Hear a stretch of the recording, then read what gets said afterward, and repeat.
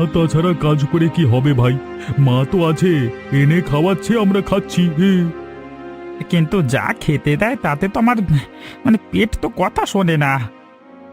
তার তো একটা ব্যবস্থা করতেই হবে। কিন্তু ওই যে মহেশকে দেখতে পাচ্ছিস তো, সারাদিন গাধার মতো কাঠ কেটে যাচ্ছে, আবার আমাদের দেখবি জ্ঞান দেবে যে আমরা কোনো কাজ না করে বসে আছি। বেটা, ওর টাকাতে আমরা যে পায়ের উপর পা তুলে সকালে দুপুরে ঘুম দিয়ে ভুঁড়ি বানাচ্ছি, সেটা তো বুঝতে পারছে না। এই জন্যই বলে কলুর বলদ, বুদ্ধি নেই, শুধু কাঁধে বোঝা নিয়ে ঘুরে বেড়ায়।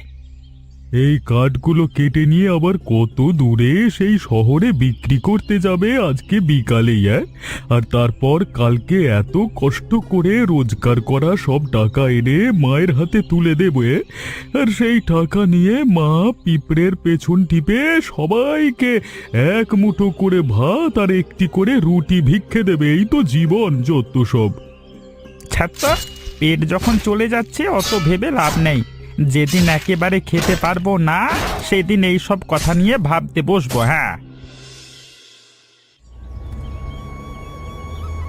বাবা গো বাবা, এখানে কি অন্ধের মতো মানুষ গাড়ি চালায় নাকি গো? হ্যাঁ, উফ, মরে গেলাম।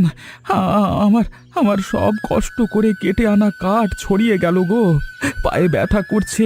উফ, একটু সাহায্য করো আমাকে। এবারে আমার কি হবে?